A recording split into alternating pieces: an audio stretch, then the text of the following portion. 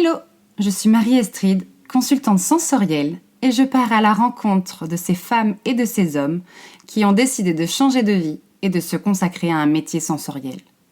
Que ce soit à travers le goût, le toucher, la vue, l'ouïe ou l'odorat, toutes ces personnes partagent une envie commune, celle de la transmission et de la reconnexion à ce que nous sommes vraiment. Partez à la rencontre de ces destins qui ont du sens et de ces passions devenues métiers. N'hésitez pas à partager ce podcast à toutes les personnes qui doutent et qui hésitent à se lancer dans leur projet de cœur. Artisans, le podcast qui vous montre une autre voie. Artisans. Artisans. Artisans. Aujourd'hui, nous partons à la rencontre de Sarah. Après un parcours dans l'industrie agroalimentaire bien rodé, pour rester dans les clous, un nouveau et énorme chapitre s'ouvre à l'annonce de sa première grossesse. Cette première grossesse était finalement un œuf clair, mais permet à cette jeune trentenaire de commencer à s'interroger sur le sens de sa vie professionnelle et surtout de partir à la recherche d'informations concernant ce changement dans la vie d'une femme. Véritable tourbillon de vie, comment s'y préparer, comment en discuter avec sa partenaire, comment partir sur des bases saines dans cette nouvelle vie à 3, à 4 ou plus. Son combat ? Lutter contre l'isolement des mères et la dépression postpartum. Je vous laisse découvrir son parcours et surtout les outils qu'elle crée pour accompagner ses futurs et nouveaux parents. Belle écoute. Alors, bonjour Sarah, merci beaucoup d'avoir répondu à mon invitation. Merci à toi de m'avoir invitée. Je t'en prie, avec grand plaisir. Alors, première question que j'ai tendance à poser à mes invités. Je voudrais savoir comment tu te sens aujourd'hui. Je me sens très bien. Un peu fatiguée, mais énergique, tu vois. J'ai une énergie positive, je me sens bien, je me sens apaisée, je me sens calme. J'ai hâte de parler avec toi. Ouais, ça se voit, tu as l'air ancrée. Oui, parce que donc, nous, on se voit, mais les gens ne te verront pas. Ouais, ça se voit, tu as l'air ouais, apaisée, ce serait même, voilà, alignée, c'est le grand terme à la mode, mais vraiment ancrée, je dirais. Complètement. C'est top. Alors, est-ce que tu pourrais nous parler, enfin déjà de te présenter, s'il te plaît, de la manière dont tu le souhaites. Souvent, je propose à mes invités, donc soit de se présenter sous forme de portrait chinois, donc c'est toi qui choisis, je ne sais pas si tu connais l'exercice, mais sinon de la manière dont tu le souhaites. Ouais, je vais faire une petite intro et après portrait chinois. Vas-y, Ok. lance-toi. Donc, Sarah, j'ai 32 ans, je vis à Rennes. J'ai un fils qui s'appelle Sandro et qui a 2 ans et demi. Et puis, je suis entrepreneur. J'ai créé une boîte pour aider les femmes enceintes et les jeunes mères à, comment dire? Prendre confiance en elles, préparer leur postpartum et avoir un début de maternité le plus doux possible. Amen. Claire. Oh là là, bah oui. Et alors, du coup, ça fait combien de temps Enfin, alors, avant qu'on va. Tu voulais faire un portrait chinois. Ouais. Alors, on va pas tout mélanger, je t'en prie. Si tu étais un plat. Aloko, c'est un plat, de la Côte d'Ivoire, c'est des bananes plantains frites. Ça a l'air bon ça. Incroyable. Mais du coup, c'est un plat sucré? Non, c'est salé. La Ah, banane c'est ça, plantain, ouais. ça se mange comme un légume, quoi. Aloko. Aloko, avec du Ok. poisson, du poulet, enfin avec de la tchéké. Après je vais aller loin, mais c'est le J'adore, oui. plat, il y a ça dans tous les plats en Côte d'Ivoire, quoi, en gros. Et ce sont tes origines? Ouais, mes 2 parents sont ivoiriens. D'accord. Ouais, c'est ça, parce que du coup, on peut savoir cuisiner pour un autre pays, mais je ne savais pas si c'était tes origines. D'accord. Si tu étais une odeur? Le monoeil ou l'ilang-ilang. Relaxant, Mmh. voyage. Si tu étais un pays? Les États-Unis, à cause de l'influence énorme que la culture américaine a sur ma vie, sur mes goûts, mes choix, tout. La musique, le cinéma, tout. Tout, tout, tout. Ah oui, justement, donc si tu étais une musique ou un style musical? Pire question, j'ai pas de style, de prédilection, ça dépend des phases de ma vie.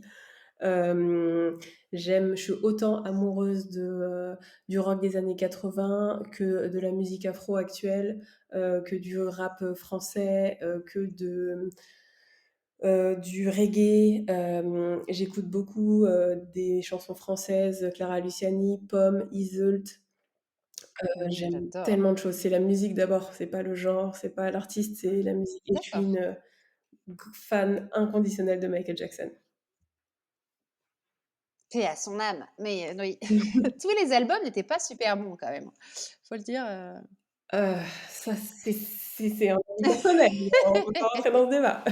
Non, non, c'est clair, tous les albums ne se valent pas, mais c'est du génie à chaque fois. Non, non, mais c'est clair et puis c'est indémodable, quoi. Ça c'est clair.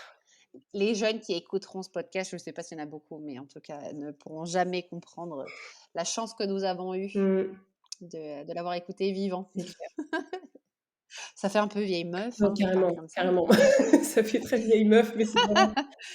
Tu sais que des fois je me dis, Aïe, aïe, mon aïe. fils il est né, il y a pas Whitney Houston, il y a pas Michael Jackson, il y a pas Tina Turner, il y a pas enfin c'est Ouais, fou quoi. les grands, quoi. Il y a Mmh. que Stevie Wonder qui reste. Tu imagines? Diana Ross, tout le monde est mort. Enfin tous les grands, de la Motown, c'est un truc de fou. Ouais, c'est exactement ce que j'allais dire, c'est la Motown, moi aussi je suis fan et c'est vrai qu'il y en a plus aucun, quoi. Mmh. Oui, mais c'est pas grave, il va découvrir autre chose. Déjà, tu peux lui faire découvrir et puis en plus, il va te faire découvrir, la magnifique musique actuelle. Mmh et encore actuel, du futur. Il va me faire découvrir la musique du futur. Que là, c'est plutôt pirouette, cacahuète, meunier Tudor que, oui, non, on est bien d'accord. C'est clair. Et du coup, que faisais-tu? Donc tu nous as dit ce que tu faisais aujourd'hui, puis on va revenir dessus, mais qu'est-ce que tu faisais, avant? S'il y a eu un avant et qu'est-ce qui a fait que tu as changé de bord, s'il te plaît? Alors, l'avant j'ai changé de bord, c'est vraiment ça. L'avant, c'était, ma vie studieuse, ma vie dans les clous. Donc j'ai à la sortie du lycée, j'ai intégré un IUT à Caen. Là, je fais un peu le résumé, mais je pense qu'on va un peu se Ouais, bien reparler sur sûr. tout.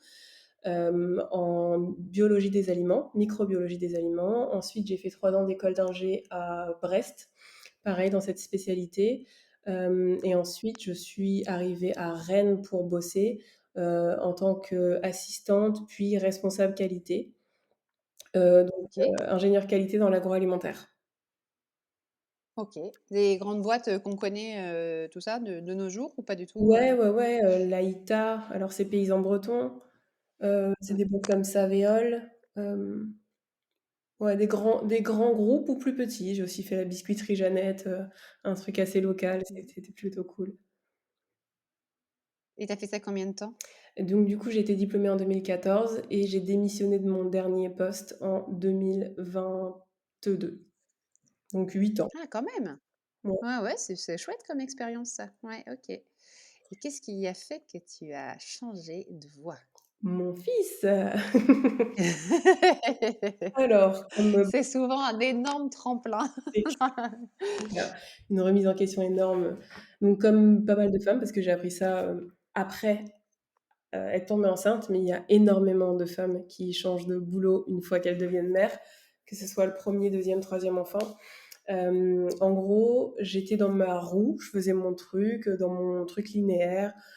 J'aimais bien ce que je faisais.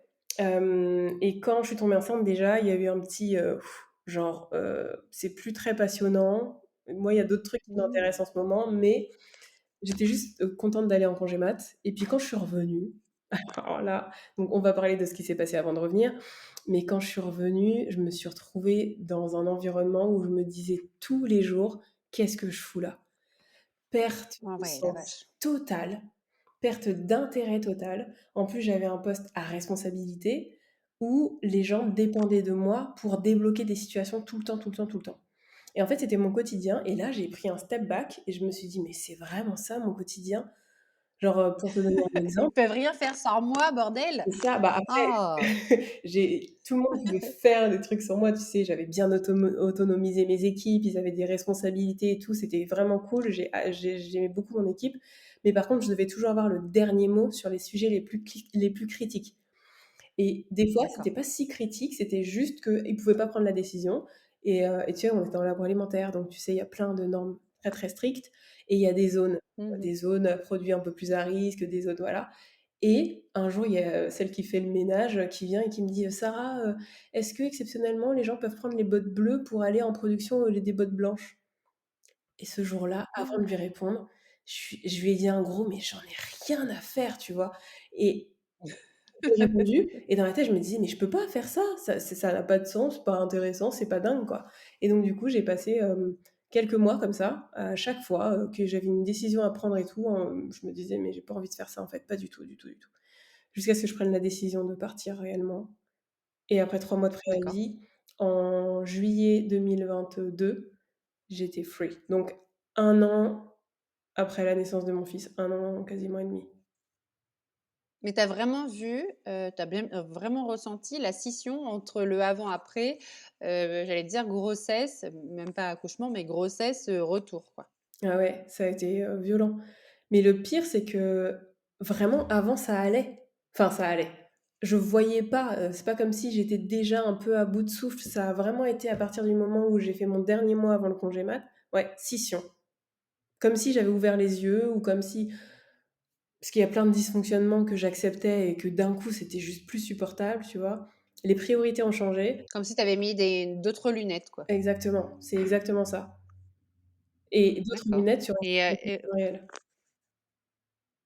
pardon? Excuse-moi. Je disais d'autres, lunettes sur une situation bien réelle parce que les autres portaient des lunettes et savaient qu'ils en portaient. Tu sais, quand tu pars, tu commences à parler Ah oui, OK. et là, tu te rends compte qu'en fait, tout le monde est dans le même truc. Il y a ceux qui choisissent de pas voir, il y a ceux qui supportent encore quelques années, enfin, tu vois? Là, on est un peu vague. Ouais et puis il y en a qui restent, pour d'autres raisons aussi. Oui, bien sûr.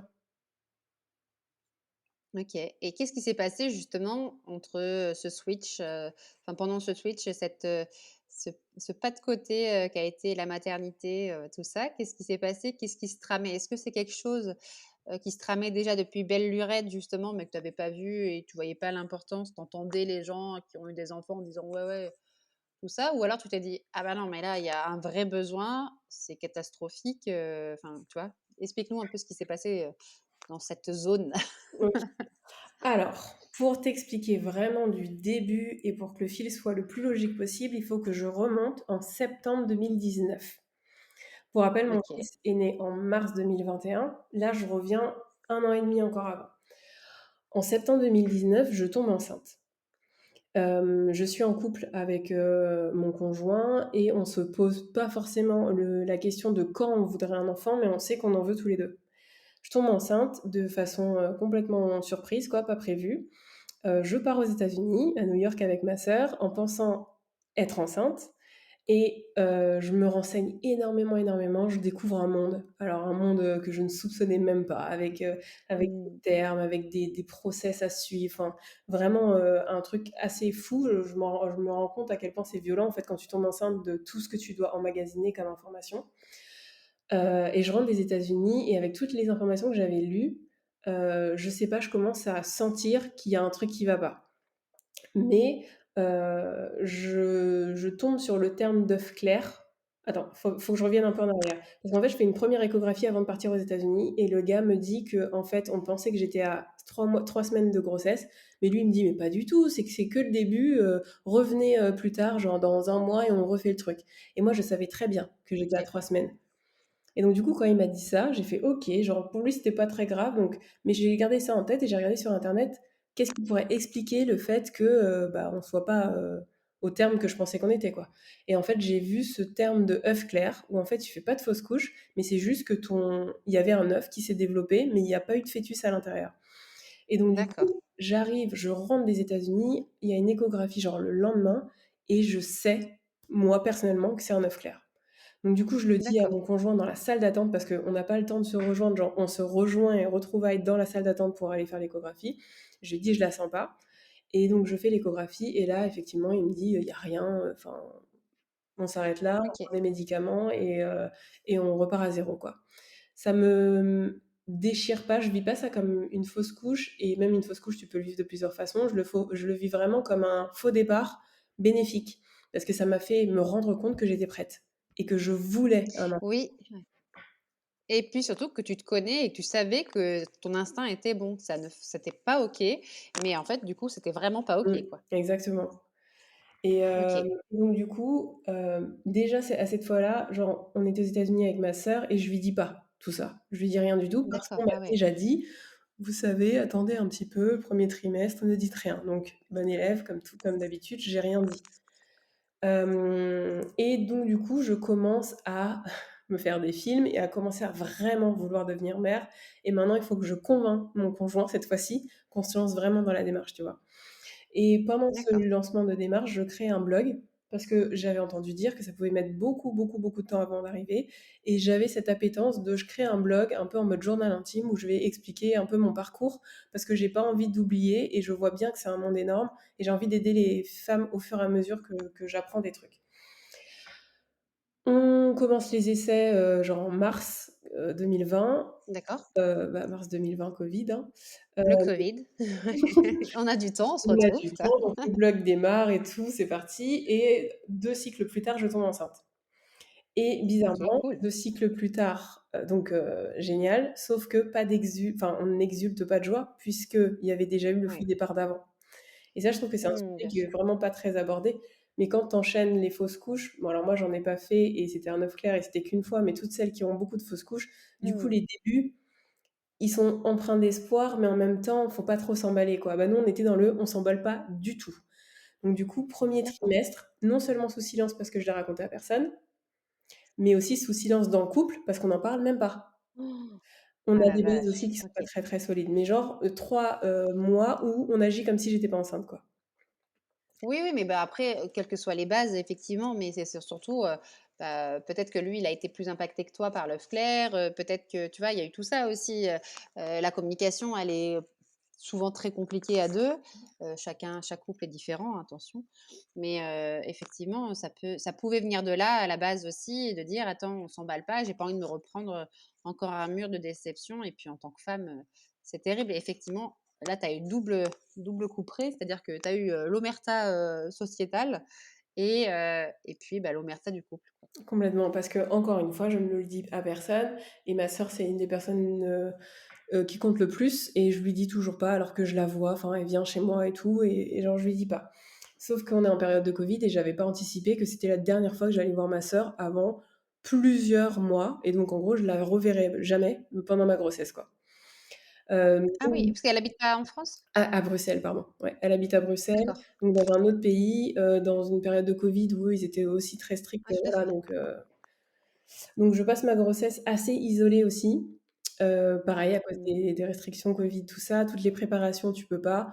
À la PMI, il y a Ouais, pas de je sais. rencontre avec les jeunes mamans et les femmes enceintes, je peux pas faire mes cours de natation, enfin, tu vois? Je voulais Non, mais ça a été l'horreur, hein. Cette période, moi, j'ai accouché premier confinement, ça a été, heureusement, ça a été que les 15 derniers jours parce que, et j'ai eu une vie normale avant, mais je attention, je vous tire mon chapeau, mesdames qui avaient accouché, entre mars 2020 et j'allais dire même, début 2022 parce que ça a continué, hein, l'accouchement masqué et tutti quanti. On va pas Je vais pas donner mon avis là tout de suite, mais mmh, bah, c'était l'hérésie, de la guerre.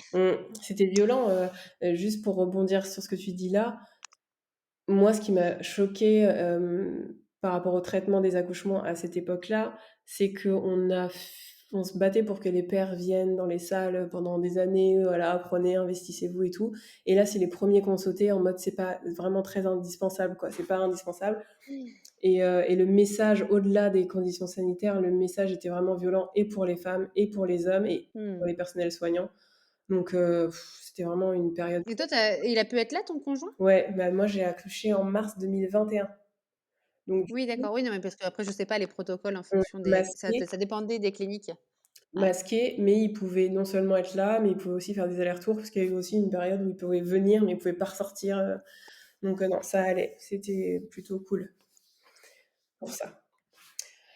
Donc voilà, Donc du coup, là, tu lui dis pas, tu passes les 3 mois comme ça, silence radio, sociétal et familial, on va dire ça comme ça et du coup, libération à la T1? libération, bon, libération, oui, parce que du coup, tout va bien, c'est accroché, enfin, allez, on y va, là, on peut vivre pleinement sa grossesse, donc ouais, c'était un soulagement. Les annonces géniales, à la famille, aux amis et tout ça mais la grossesse quand même assez soucieuse de qu'est-ce que je vais devenir quand je serai mère? J'avais ce truc où je savais que ça allait être un tourbillon. J'ai écouté énormément de podcasts, dont Bliss Stories, Le Tourbillon, Mère. Je les ai tous faits, voilà. Et en plus, Bliss, je commençais, genre, c'était l'épisode 12, quoi, tu vois. Donc, du coup, j'ai fait toute ma grossesse avec Bliss, Kiko Rossi et tout ça.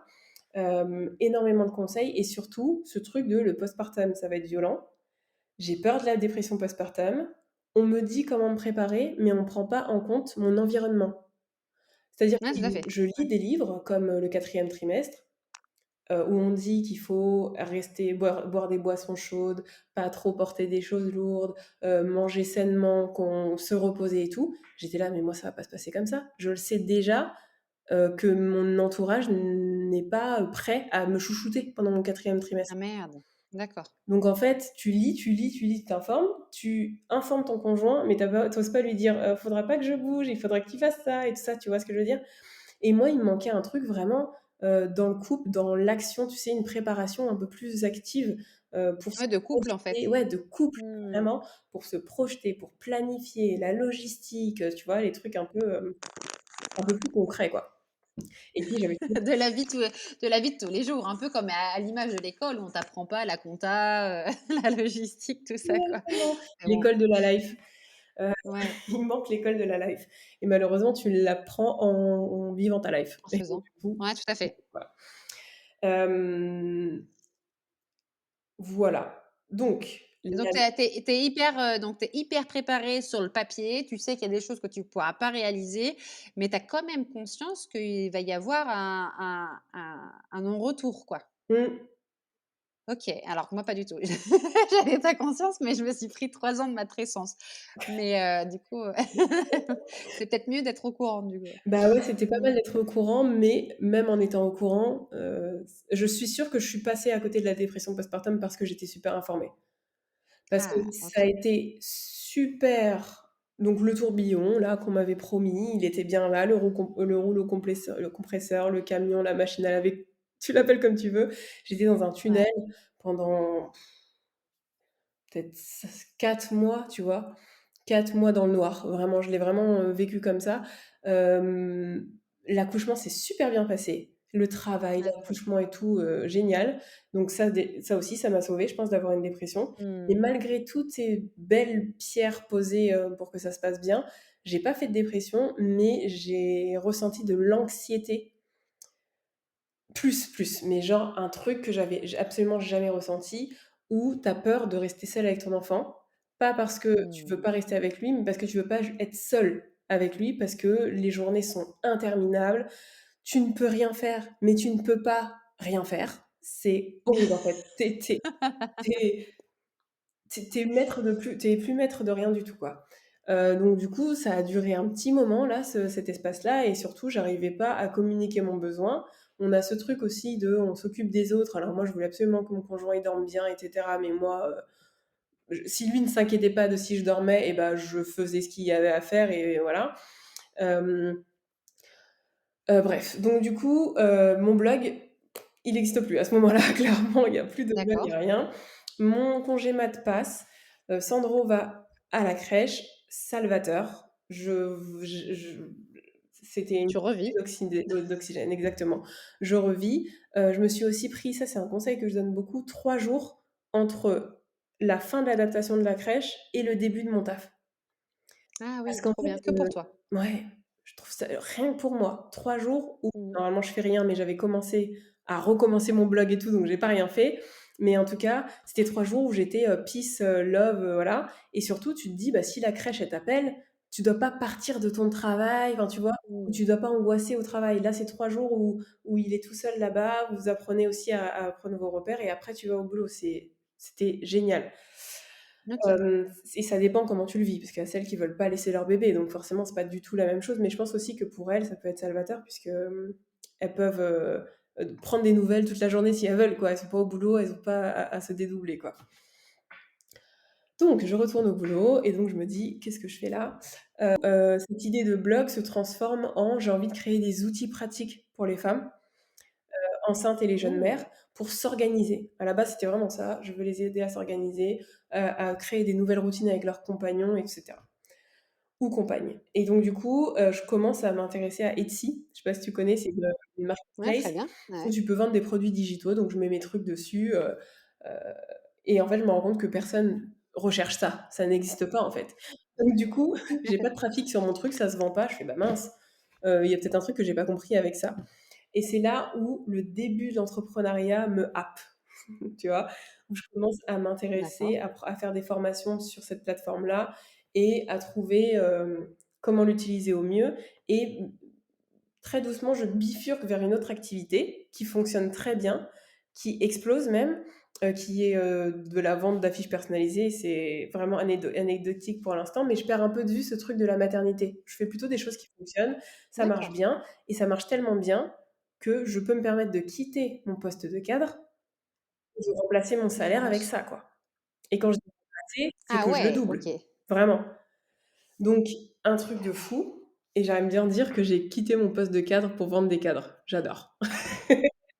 Ouais, c'est vrai. Mais du coup, tu t'étais formée parce que les outils, que tu fais, les affiches personnalisées, il faut quand même avoir soit un don, soit un logiciel, de design, non? Ouais, Tu ouais, vois ce que ouais, je veux bah, dire? après oui, je me forme, j'ai toujours eu une appétence pour, le design, le beau, l'esthétique et tout ça.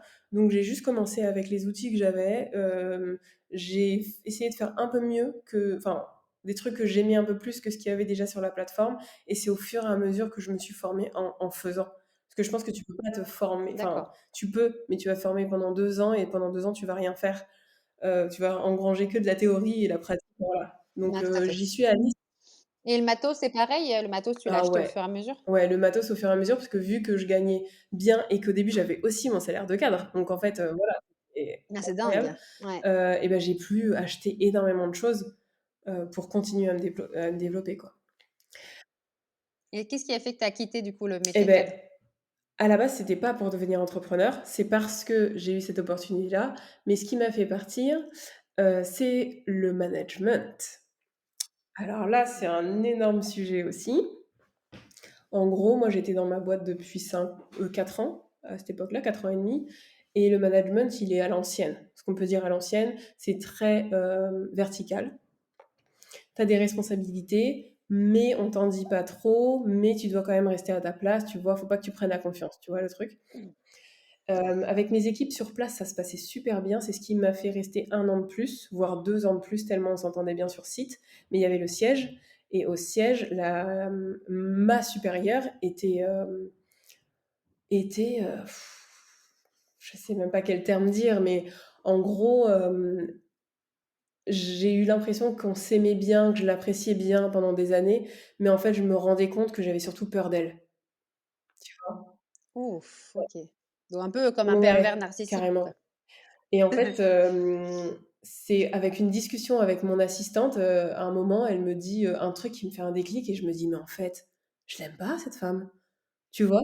Genre je voulais convaincre que ça Ah allait. ouais. J'ai déjà été à l'hôpital parce que je stressais, j'étais anxieuse et j'ai fait une crise, de panique, tu vois? Où j'ai une douleur dans la poitrine, la nuit parce que le lendemain je devais la voir et à cette époque-là, j'étais pas du tout connectée à mon corps du tout et donc la somatisation, pour moi, ça n'existait pas et donc j'avais pas du tout fait le lien. Mais quand je repense à tous les maux que j'ai eus pendant ces années-là, c'était vraiment de l'anxiété énorme à l'idée de la voir, qu'elle arrive, tu vois? Et en fait, elle pensait Mmh. que les gens la respectaient alors que les gens la craignent vraiment, tu vois? Ouais, tout à fait. Bah, c'est le gros problème, du management aujourd'hui, c'est qu'en fait, les gens ont Mmh. peur finalement. C'est pas du Complètement. respect. Et à partir du moment où je me suis dit il y avait aussi une échéance en mars, c'était un gros audit. Tous les ans, il y a un audit annuel où si tu le perds, tu perds tous tes clients, enfin et c'est moi qui suis en charge. Genre je suis chef de projet là-dessus et je dois coordonner la maintenance, la production, les services support, enfin le nettoyage, tout le monde. Donc du coup, la pression est énorme et tu as pas le droit à l'erreur. Ils se sont jamais plantés depuis des années, donc du coup, à chaque fois, tu ne peux pas te planter, même si c'est le chaos autour et que les systèmes sont pas forcément, heu heu, ils te facilitent pas la tâche, quoi, tu vois? Donc bref, c'est D'accord. des nuits blanches, tu pars du boulot à 1 heure du matin, pendant plusieurs jours, enfin, c'est vraiment énorme et je voulais juste passer cet audit et ensuite lui annoncer que je partais. Donc D'accord. du coup, l'audit passe, le pire, je pense, une des pires périodes de ma vie, parce que je suis déjà en Ouais. désalignement, je suis déjà en épuisement professionnel, mais il faut que je fasse ce truc qui est mais horrible déjà en temps normal, quoi. Et je me souviens que je rentre de mon boulot, enfin, je retourne à mon bureau après le dernier jour d'audit, et dans ma tête, je me dis: «Purée, Sarah, c'est la dernière fois que tu vis ça». Mais en mode, c'est un pacte avec moi-même. Non seulement c'est vrai que c'est la dernière fois, Plus mais jamais. plus jamais ça de ma vie. À quoi bon? En fait, Mmh. je comprends pas l'intérêt de se mettre dans des états comme ça, tu Je vois? comprends. Ouais. Et en fait, il fallait arriver aussi au constat que ma manager ne correspondait pas à ce que j'attendais d'un manager. Mmh. C'est ça Mmh, le et problème. on le dit Mmh. souvent dans l'autre sens, mais on oublie que nous aussi, on doit être exigeant envers les personnes qui nous managent, en fait. On a le choix, et il y a plein de déséquilibres dans le boulot qui commencent par l'entretien d'embauche. Donc là, c'est un peu, mon moment coup de gueule parce que ça peut faire prendre des déclics aux gens. Le déséquilibre entre employeur et employé, aujourd'hui, est néfaste. Tout le monde, enfin, ça commence à être dit, et voilà, il y a beaucoup de gens qui se reconvertissent et tout ça. Mais je trouve qu'il y a un moment qui est vraiment symptomatique de ça, c'est que vous arrivez tous les 2 en entretien d'embauche. Déjà, c'est toi qui dois lui plaire. Eux, en général, ils sont pas forcément sur ce Oui, tout à truc-là, fait. tu vois? Ils vont te demander pourquoi est-ce que tu es parti du boulot d'avant. Ils vont te demander des références, mais moi, j'en suis arrivée au point où moi, je vais demander des références. Moi, je vais appeler le gars de qui je prends la place, pourquoi lui, il est parti. Tu vois ce que je veux dire? Et nous Ouais. aussi, on devrait prendre des références pour la boîte dans laquelle on va, parler aux gens qui sont déjà dans la boîte, pour savoir comment ça se passe et tout ça. Et le deuxième truc, c'est que souvent, tu es embauché, tu sais même pas combien tu vas gagner à la fin du mois. Parce qu'il y a beaucoup Non, d'hypocrisie mais c'est un où truc de on fou, ouais. sait, donc des fois, en plus, tu pars avec une fourchette, super. Après, tu signes ton contrat, il est en brut, et en fait, tu signes un truc, tu ne sais pas combien tu vas gagner. Et genre, on accepte ça. Tu te Non, mais tu sais, et c'est très drôle ce que tu dis parce que, bah, depuis que je suis entrepreneur, moi, donc depuis 2018, j'ai passé des entretiens quand même, Mmh. tu vois? Et généralement, je pose toujours une question, mais ça les perturbe toujours, et c'est peut-être pour ça que je suis aujourd'hui entrepreneur et que le salariat, c'est compliqué. Mais c'est que je leur demande tout le temps: «Mais quel est enfin, quel serait le candidat idéal pour vous? Qu'est-ce que vous recherchez et quelles seraient, les valeurs?» Tu vois? Et d'inverser les rôles, et ben, ça Ouais. plaît pas du tout. Parce que, bah, en fait, tu te mets sur un pied d'égalité, sauf que effectivement, tu l'es sur un pied d'égalité. C'est: «Qu'est-ce qui me ferait venir chez vous, en fait? Quelles sont vos valeurs que j'ai envie de partager, que j'ai envie de promulguer à tout va, de bosser pour, de me lever le cul?» Excuse-moi, je vais être vulgaire, mais qu'est-ce qui va faire qu'aujourd'hui, je vais passer le plus clair de mon temps, de ma vie de tous les jours avec vous, dans votre boîte? Oui, je vous ai choisi parce que, bah, l'image que vous renvoyez, parce que le poste, parce que tout ça, mais donnez-moi envie de venir rejoindre vos équipes, Mmh. tu vois? Et ils comprendront que c'est pas, heu, un ego, mal placé, surdimensionné. Non, c'est juste, on va collaborer C'est ça. ensemble. Je ne serai pas ton sous-fifre, en fait. Exactement. Je t'apporte quelque chose, tu me donnes de Et l'argent, tu me donnes pas de l'argent parce que tu es gentil. Nous, on est un peu là, «Purée, il me paye, oui, c'est c'est ça. génial». Mais en fait, je te ramène des compétences et plein de choses, en fait. Ouais, ouais, et surtout que comme tu dis très justement, sur la paye, c'est un scandale. Alors, quelles sont vos prétentions, salariales? Alors déjà, tu vas me donner, ton enveloppe, et puis après on va voir si moi je rentre dedans et c'est moi qui vais, enfin, Mmh, de toute façon, on sait très bien que je mmh, vais me faire avoir, en fait, que je vais déjà gagner beaucoup moins que mes collègues qui sont déjà là, et mes collègues masculins. Donc en fait, au lieu de me la faire à l'envers, dis-moi ton budget max, et puis on mmh, compose ensemble. Si on met un peu de, j'allais dire, on met du fixe, on met du variable, on met des avantages en nature, j'en sais rien, on mmh. co-construit ensemble. Et ben non, ça n'existe pas. C'est ouf. Non, mais bon, bref, on va peut-être pas épiloguer là-dessus, mais c'est vrai que moi aussi, je pense que c'est pour ça qu'on est entrepreneur, c'est qu'il y a un moment donné où on s'est rendu compte aussi que c'était pas OK, Ouais. en fait. Surtout avec l'énergie et la charge de travail qu'on peut développer et qu'on produit, et que surtout, ben, après, voilà, nous on se connaît, mais avec les multiples outils qu'on peut mettre en place pour une entreprise, tu Mmh. vois? Bon, bref. C'est un autre sujet, on pourra faire une autre thématique. Mais du coup, voilà. Et donc là, tu arrives et tu te dis mars 2022, deadline, le gros audit, Le gros audit, je me casse. le gros audit, Ouais, juste 4 jours avant, c'est l'anniversaire de Sandro, je l'oublie. Alors parce qu'il faut savoir que quand tu es en épuisement professionnel, tu vis au jour le jour. L'anticipation, c'est OK. un peu comme, une dépression, quoi. parce que je pense pas être allée jusqu'au burn-out parce qu'à la seconde où j'ai démissionné, ça allait mieux. Enfin, ça a mis quand même quelques semaines, mais en gros, tu sais, tu peux plus anticiper, tu sais plus planifier. Je pouvais plus, faire de courses, savoir, tu vois, faut que j'achète ça pour faire ça. J'oubliais mes clés sur la porte, les fenêtres ouvertes. J'avais perdu la boule, en fait, tu vois? Complètement. Et donc du Ouais. coup, l'anniversaire de mon fils, premier anniversaire, je cale un rendez-vous le soir à 22 heures avec ma à 22 heures, à 20 heures avec ma responsable au boulot, alors que c'est l'anniversaire de mon fils, tu vois? Des trucs comme ça. Ah oui. Donc du coup, Ouais. l'anniversaire, super, j'étais en PLS. Je passe l'audit avec brio. C'était le quatrième que je faisais, le quatrième réussi, tu vois? Je voulais aussi me dire, «Allez, tu as rien à Ouais. me reprocher, je me casse». J'annonce ma démission. Ça passe moyen parce que pareil, on ne quitte pas, tu sais, on ne quitte pas ceux qui t'ont donné ta chance, hein. Oui. Non, non, non, tu es ingrate de partir. Je fais mes 3 mois de préavis et je suis enfin free à 100 Et donc ça, c'est juillet 2022. juillet 2022. OK. Et alors, qu'est-ce qui se passe en juillet En 2022? juillet Tu reprends ta plateforme Etsy, alors Etsy du coup? continue, OK, juste avant OK. de démissionner, ça re-explose, donc je me dis: «OK, j'ai pas besoin de retrouver un autre taf». Oui, parce que ça partait de ta question, hem je sais plus exactement c'était quoi ta question, mais l'idée c'est que je partais même sans Etsy. C'est pas Etsy qui me faisait partir, je partais. Ah OK, oui, c'est Quand j'ai ça. OK. démissionné, je ne savais pas que j'allais être entrepreneur.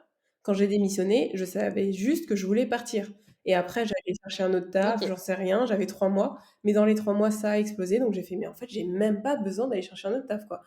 Donc vraiment, l'entrepreneuriat, C'est c'était pas un classe. goal, c'était pas un but et c'est aussi pour ça que ça a fonctionné, je pense, parce que j'ai pas mis de j'ai essayé plein de trucs. Il y Ouais. a plein de trucs qui ont capoté. Je m'en souviens même pas parce que c'était vraiment pas grave et donc du coup, j'ai capitalisé sur ce qui fonctionnait et tout ça. Mais la maternité et mon projet de base a commencé à me manquer forcément, parce qu'à la base, c'était pas ça que je voulais Bien sûr. faire.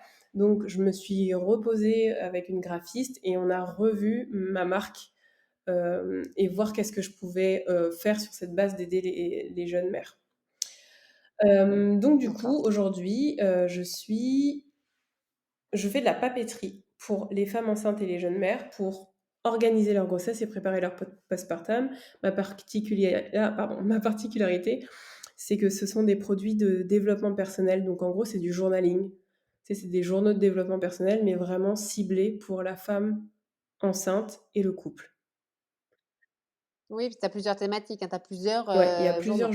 journaux. Dans un seul journal, il y a plusieurs, angles d'attaque, on va dire. Mais l'idée, c'est je me suis inspirée de mon expérience personnelle. Qu'est-ce qui m'a manqué? C'est toujours comme ça, je pense, dans l'entrepreneuriat. Qu'est-ce qui m'a Bien sûr. manqué? Et du coup, je fais des produits sur mesure pour répondre à chaque besoin, avec comme mission finale de lutter contre la dépression postpartum et contre l'isolement des mères et contre le baby clash, parce qu'il y a aussi un fort pourcentage de couples qui se séparent dans les premières années de vie de leur bébé. Moi, je sais plus C'est combien genre, c'est, mais, plus de je crois que 20 c'est, quoi. qua ouais. Je crois que c'est, 4 couples sur 10, enfin un truc, c'est énorme et c'était Louise qui avait dit ça, Chabat qui avait dit: «On s'est fait une seule promesse avec son chéri, c'est que la première année, on ne se Et elle a sépare pas». dit: «C'était un pacte, on se sépare pas tant qu'on dort pas». C'est ça. Oui, c'est ça, ouais, exactement. Tu vois, ça t'a marqué aussi et c'est vrai et nous, c'est alors, je sais pas si on se l'est dit avec, mon mari, textuellement, mais je crois que c'était induit de se dire: «On sait qu'on va en chier, surtout la fatigue Mmh. et que tu supportes beaucoup moins ce que tu adorais chez ton mec et ta meuf avant». Évidemment. Et tu vois, ça me fait penser à Foresti avec le mec à la guitare, mais c'est un peu ça, quoi. Au départ, tu dis: «Waouh, il joue de la guitare, c'est carrément canon», puis à la fin, tu as envie de lui mettre, de taper avec sa guitare. Mais en fait, c'est ça et de dire, «OK, on fait un pacte, quoi», mais effectivement, sous forme, écrite est peut-être mieux que la forme verbale. Bah ouais, c'est un peu plus formel et puis tu vois, c'est plus engageant. C'est beaucoup, beaucoup, beaucoup Oui, tout à plus fait. engageant. C'est genre un pacte, mais écrit, quoi. C'est-à-dire qu'on l'a préparé, on se l'est dit, alors ça veut pas dire qu'on est obligé de faire ce qu'on s'était dit quand on était, avant d'être parents, mais au moins ça fait une guideline, ça renforce les liens, on est une équipe parentale parce qu'il y a un truc qu'on fait, hein, quand on dort pas, c'est de compter les points. Moi, je me suis levée, j'ai fait ça, toi, tu as pas fait ça, mais des fois tu le dis, des fois c'est juste dans ta tête, mais dans Ouais, ta tête, ça te dévore aussi, quoi et avoir des espaces ouais. d'expression où tu peux te dire: «Là, je me sens pas respectée, j'ai besoin de ça» et cetera.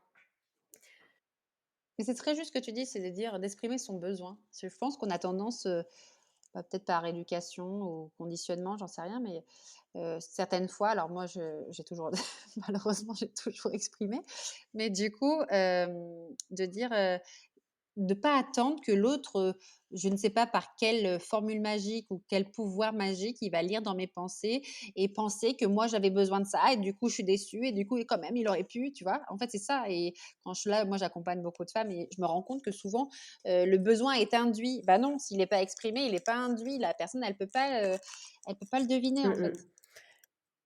Je pense que tout l'enjeu, il est là, parce que du coup, ça développe de la rancœur, des fois unilatérale, Ouais, parce que l'autre vraiment ne s'en rend pas compte, tu vois? Ou alors les 2 développent de la rancœur et le moment où tu l'exprimes, bah, c'est souvent trop tard, quoi. La personne elle va dire: «Mais attends, ouais, tout à mais fait. tu m'as pas dit, enfin, mais tu aurais dû le savoir, ça se voyait, tu vois bien», tu vois? Mais en fait, non, il y a une éducation à ça et c'est pas inné d'exprimer un besoin pour les femmes et je pense même de base, en fait, tu vois? Il y a des petits tips.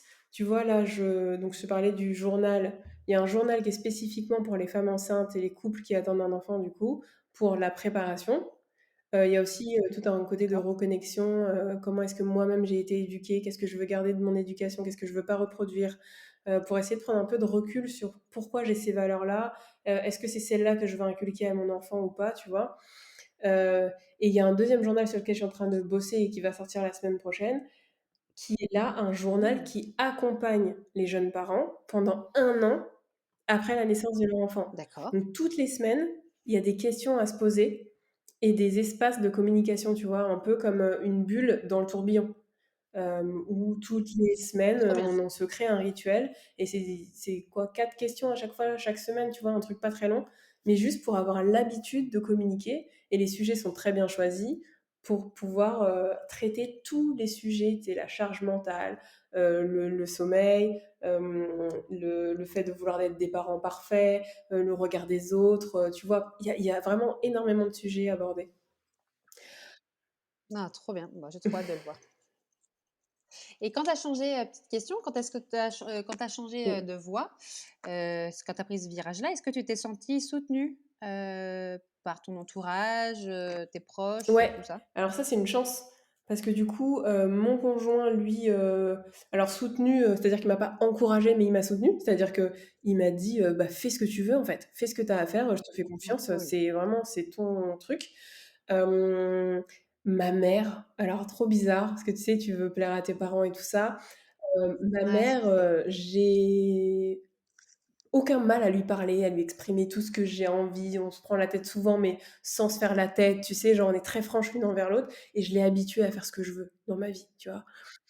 Donc du coup, quand je lui ai annoncé alors déjà, j'ai démissionné sans lui dire. Ça, je trouvais que c'était quand même badass. Je trouvais que c'était le truc le plus adulte que je pouvais faire, tu vois? À part avoir un enfant, hein. Mais démissionner sans le dire à ma mère, je me suis dit: «Ouais, là, je suis une vraie adulte». Je l'ai même mis sur les réseaux, genre, je me sens incroyablement légère de pouvoir de savoir faire ça, quoi et je lui annonce et en fait, elle est surprise, mais pareil, en fait, elle sait que de toute façon, je fais ce que je veux. Je suis celle de la famille qui fait rien comme les autres, tu vois? Oui. Tout le monde est marié, tout le monde, enfin, ouais, moi, je suis jamais dans les clous, tu vois? Alors, jamais dans les clous. Je fais les choses bien dans l'ordre, mais par contre, j'abandonne, je quitte, je pars, je voilà. Oui, mais ce sont leurs clous, tu vois? C'était leur clou, exactement. Bon, en même temps, tu fais ton Ouais, mais chemin, je hein. regrette absolument rien parce que oh purée. En fait, mon parcours est parfaitement pour moi, tu vois? Ah, c'est Il est super. Ouais. incroyable. Je chéris parce que je sais très bien pourquoi j'ai vécu ça, pourquoi j'ai vécu ça et que ça m'a amenée, à qui je suis aujourd'hui, tu vois? Tu disais ce que j'ai dit? Amen. Ouais. C'est beau ça. Non, tu t'étais sentie soutenue donc ton mari enfin ton partenaire pardon, t'a dit: «Vas-y go, tu fais ta vie, de toute façon je te fais confiance et tu sais très bien mener ta barque». Ta maman a été tellement habituée qu'elle s'est dit pareil, elle s'est dit: «Bon bah oui, de toute façon c'est Mmh, Sarah quoi». c'est ça. Ma mère, elle dit: Et «Tu ça après va, ça marche ouais? bien, hein?» Genre, elle, c'était juste, je lui ai dit combien je gagnais. Donc elle m'a dit: «OK», tu vois? Si je lui avais dit: «Je veux être Ah artiste, c'est je cool vais ça, faire des ouais. trou des cirques de rue», elle m'aurait dit: Non, peut-être pas», tu vois? Ouais. Oui mais sauf si tu lui avais dit: «Mais oui mais ça me Mmh. rapporte tant», tu vois? Finalement, en fait, c'est chacun met, son curseur de la réussite, là où il veut, Exactement. tu vois? Et OK, donc tu t'es sentie soutenue, OK. Et alors, est-ce que tu as eu des moments de doute, de peur où tu as eu envie de tout abandonner, et surtout, est-ce que tu aurais des conseils à nous donner si tu rencontres ce genre, enfin, si tu as rencontré, qu'est-ce que tu as mis en place? Alors, là, tu parles plutôt du côté depuis que je suis entrepreneur, enfin depuis que j'ai quitté mon Oui, boulot? tout à fait. Parce que j'ai quand même un conseil à Ouais, donner ouais. aux personnes qui sont dans une situation professionnelle qui ne leur convient pas et qui ont peur de partir. Vas-y, vas-y, Hem, go. Si vous pleurez en parlant de votre boulot, c'est déjà quasiment trop tard, dans le sens où il est jamais trop tard pour partir, mais n'attendez pas d'arriver à ce stade-là. Il y a aussi le stade de je peux plus me lever, je suis bloquée dans mon lit, ça c'est les récits de burn-out. Hem, c'est pas mal de pouvoir parler avec des personnes qui ont écouté des podcasts comme celui-ci pour voir qu'il y a une vie après, parce qu'on a vraiment du mal à voir ce qui peut être bien après. Mais si vous savez au fond de vous que la situation actuelle est désalignée et vous ne vous sentez pas respecté, même si vous n'êtes pas soutenu dans votre cercle proche, allez taper dans un cercle plus large qui pourra vous inspirer et vous montrer une autre façon de faire. Par rapport à la vie entrepreneuriale, j'ai eu tout ce début d'année là, j'ai avancé un peu dans le brouillard parce que l'entrepreneuriat offre une liberté qui est vertigineuse et donc du coup on peut aussi se perdre là-dedans et l'épuisement professionnel de l'entrepreneur, il est réel aussi. J'aimerais bien qu'on n'idéalise pas l'entrepreneuriat non plus. Parce qu'on parlait de l'hypocrisie, de dire, voilà, le salaire brut et cetera, mais il y a aussi des trucs, dans l'entrepreneuriat où on va parler en cas annuel de CA et en fait, on ne parle jamais de combien est-ce qu'on se rémunère, donc on peut faire rêver les gens alors qu'en vrai, on gagne pas sa vie et donc du coup, il y a aussi des travers dans ce milieu-là et un autre truc aussi, c'est qu'on parle de liberté de l'entrepreneuriat, mais je pense que tout le monde a le désir de liberté. C'est juste qu'à un moment, la liberté, ça va vouloir dire ne pas avoir de patron. Mais à un autre moment, la liberté, c'est ne pas avoir à se prendre la tête dans sa stratégie et je préfère être salarié pour suivre le plan de quelqu'un d'autre. La liberté, ça va être la liberté financière de ne pas avoir à se demander combien j'ai de clients et combien je gagne à la fin du mois. C'est pas les salariés qui veulent pas de la liberté, c'est que eux, leur liberté, ils la voient ailleurs. Euh, Ouais, c'est très juste. et donc, du coup, tu me parlais de comment est-ce que j'avais eu l'expérience d'un désalignement, c'est ça? Et comment est-ce que on se réaligne? Ouais, qu'est-ce que tu as mis en place, justement, dans cette période de brouillard d'entrepreneuriat? Est-ce que tu as mis des choses en place quand il y a eu des périodes, justement plus down, de se dire, bah, je sais pas, j'ai fait appel à l'extérieur, je me suis po enfin, n'importe quel conseil, que tu pourrais donner à quelqu'un qui rencontre des périodes de down ou alors qui veut se lancer? Alors, pour quelqu'un qui veut se lancer et ça vaut aussi pour les périodes de down, c'est de ne jamais rester seul et quand je dis seul, c'est qu'on est entouré de sa famille et tout ça, mais qu'il faut absolument s'entourer de personnes qui vivent les mêmes choses que vous. Que ce soit dans la maternité aussi d'ailleurs, hein. Entrepreneuriat, maternité, il y a beaucoup de parallèles. Ne pas rester seul parce que, c'est avec la force du collectif qu'on trouve des solutions en général, ou en tout cas des opportunités de s'en sortir. Donc si vous voulez vous lancer, moi je vous conseille de, même avant de vous lancer, de commencer à regarder les groupes d'entrepreneurs de votre ville, de votre région. Il y a un réseau en ligne et en présentiel qui s'appelle Tapote Freelance, dont je fais partie, et qui m'a permis de commencer mon aventure entrepreneuriale entourée comme jamais. J'ai jamais été plus entourée D'accord. que depuis que je suis entrepreneur, vraiment.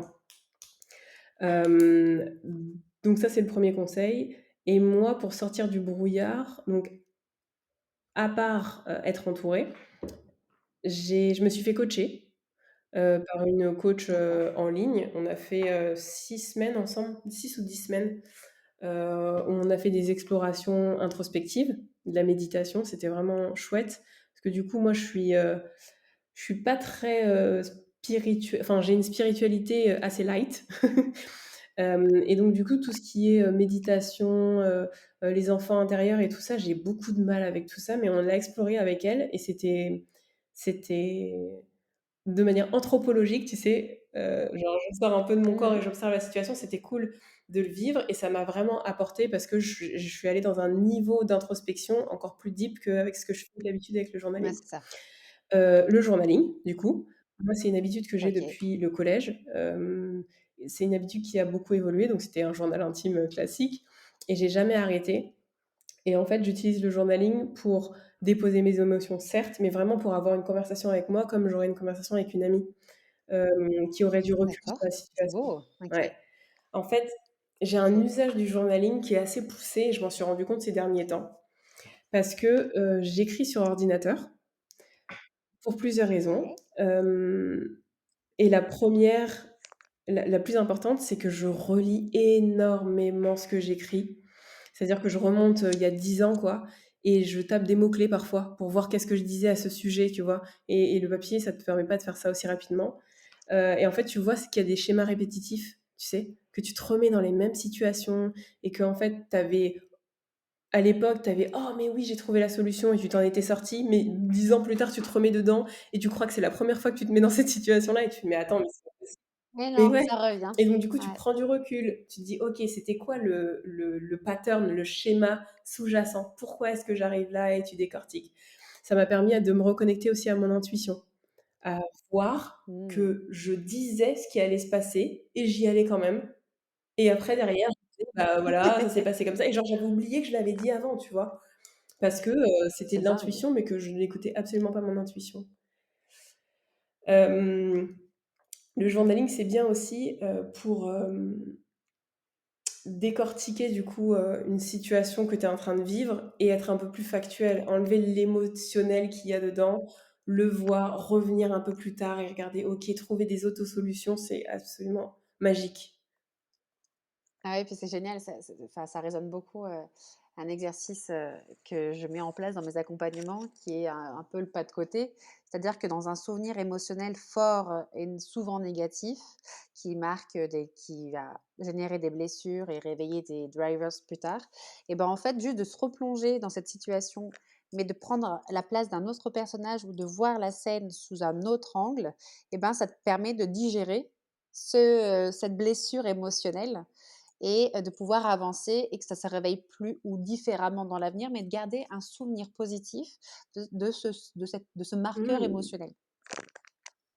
c'est C'est génial et hyper donc intéressant. Ça, tu peux le faire en visualisation. Ouais. et tu dis en visualisation ou c'est écrit ou c'est dit? Ah non, bah, non, bah, alors tu peux le dire et après, à toi de l'écrire ensuite de ce que tu as vécu, de ce «voyage sensoriel» en fait, entre guillemets, en disant: «Voilà mon problème, qui se réveille à chaque fois. OK, si on se remet dans la scène, OK, alors raconte-moi ce que tu vois et si, en fait, le garçon à côté de toi ou la fille à côté de toi ou la maîtresse, enfin, peu importe ta blessure, avait réagi comme ça ou si peut-être que toi tu l'as pris comme ça, mais peut-être que ça voulait dire ça et en fait, du coup, tu fais un pas de côté, comme si tu te voyais de en haut, Mmh. de hauteur et en fait, tu dis: «Ah bah, OK» et ça t'aide à digérer, tu vois, cette blessure émotionnelle?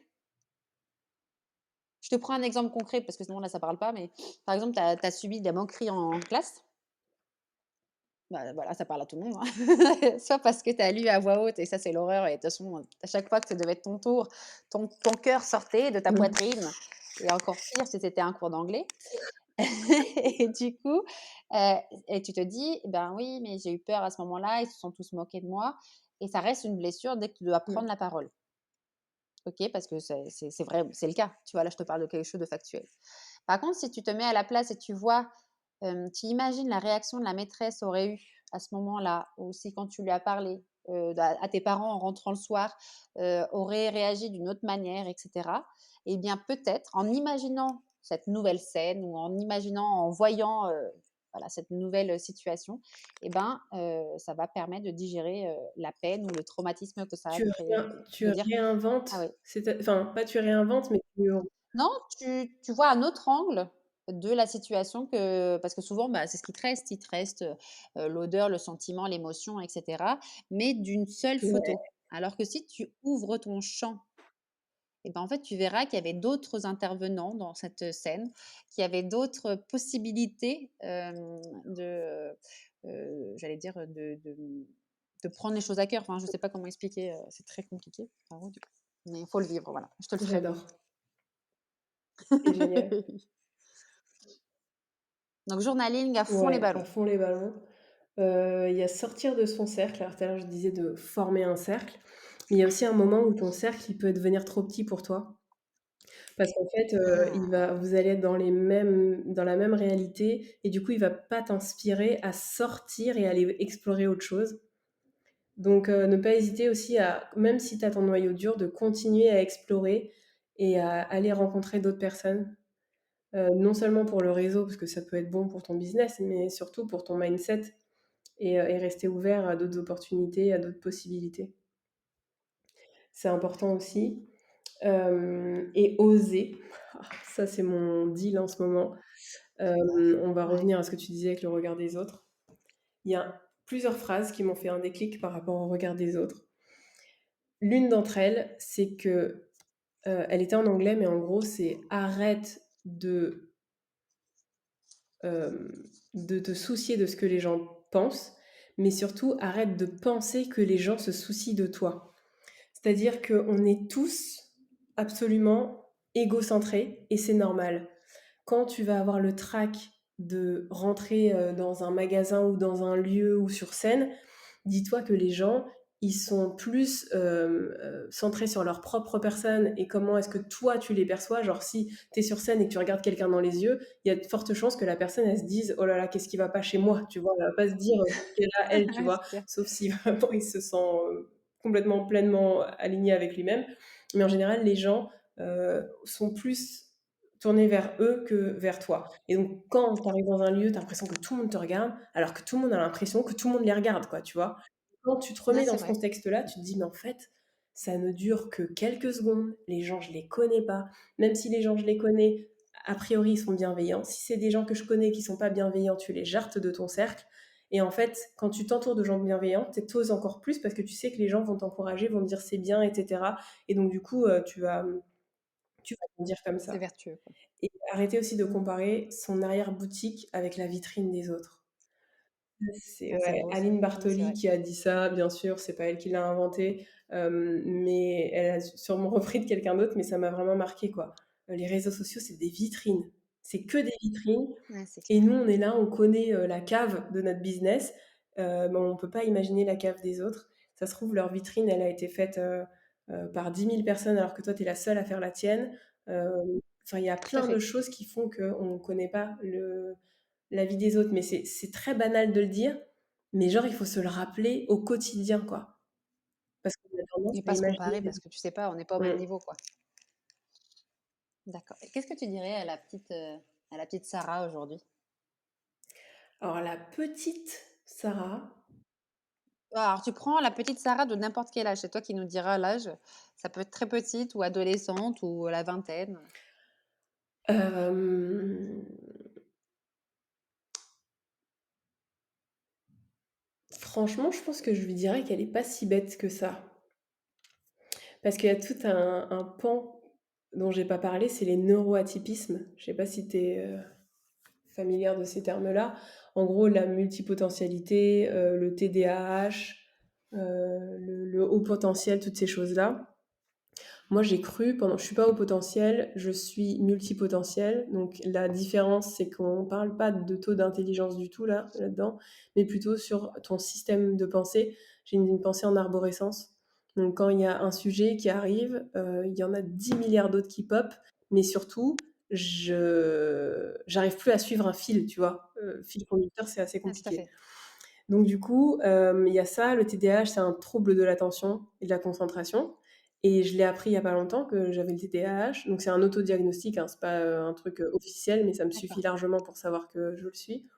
Et en fait, avec ces 2 caractéristiques-là, j'ai longtemps pensé que j'étais teubée, vraiment. Ouais, mais du coup maintenant, du coup tu sais que tu es normale, Je sais quoi. que je suis normale. Je sais aussi Ouais. dompter mes points faibles, et accentuer sur mes points forts. Et pendant très longtemps, je me suis dit: «Mais c'est pas possible, j'arrive pas à retenir des chiffres, je suis complètement, je fais des erreurs en TD». En plus, j'ai fait des études scientifiques. Quand il fallait faire des tu sais, les burettes graduées et tout, des pesées, Ouais, ouais. les transformer en micromol, millimol et tout. Quelle Ah horreur! mais Alors que je suis non mais ça, c'est chiant et je pour suis tout le monde, hein. mais moi, je faisais des erreurs, mais d'inattention. C'est-à-dire que je devais recommencer tout mon TD à 20 minutes de le terminer, alors que c'était un cours de 2 heures, Ouais, mais tu vois? ouais, je faisais Et donc du pareil. coup, je me Ouais. trouvais vraiment très nulle et très bête et je cachais mes erreurs. Alors tu vois, quand je faisais des TD en groupe, j'avais inversé des produits et du coup, bah, je faisais semblant que c'était pas moi, que c'était le fabricant qui s'était gouré, quoi, tu vois? Des trucs, et en fait, je me suis toujours dit: «Mais c'est pas possible, quoi. Qu'est-ce qui va pas chez toi?» Et je sais que je suis pas bête, c'est-à-dire que je suis, «intelligente» entre guillemets, mais j'avais ce côté de inattention. On m'a toujours dit quand j'étais petite que j'étais tête en Mmh. l'air.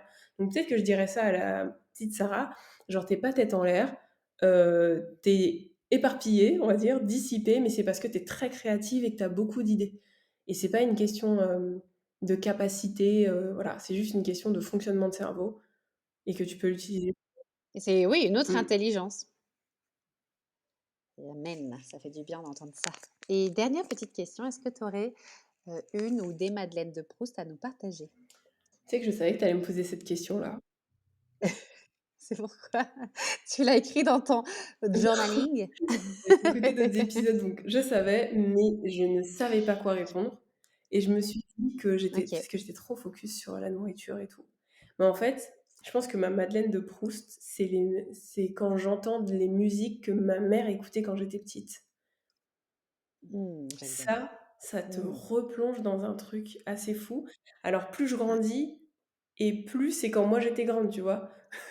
Heu, les Ouais, c'est ça, c'est dans la Oui, frise voilà, c'est ça. temporelle, quoi. Donc aujourd'hui, mes madeleines de Proust, c'est ce que j'écoutais quand j'étais au lycée, tu vois? Ouais, ouais, non, mais Et j'adore. c'est OK. Ouais, mais parce qu'en fait, à mon avis, tu es auditive en canal sensoriel dominant. mais à 1 milliard de pourcents, la musique a un effet Ah, tu vois? Et donc en fait, c'est ça. Moi, je vais réfléchir en termes d'odeur et de bouffe parce que je suis, olfactive, tu vois? Mais parce que, voilà, c'est ma nature. Moi, c'est des souvenirs comme ça qui sont ancrés comme, quand ma mère sortait le soir. C'est pas une chanson ça? Et qu'elle me laissait seule avec. Non, je rigole. Non et qui en fait son parfum et l'odeur de son rouge à lèvres, d'odeur enfin de son voilà, je me rouge souviens à de ça, lèvres. si tu veux. Mais oui, mais alors attends, je suis en pregnant brain. Alors, je me souviens plus de la marque, mais il y a une marque de cosmétiques qui a une empreinte olfactive qui est hyper prononcée. Ça va me revenir ou pas. Et en fait, dès que je sens, au-delà du parfum, enfin le parfum, l'essence quoi, ouais, et je me souviens de cette odeur-là. C'est très poudré en fait, Mmh. je te Ouais, dirais. carrément,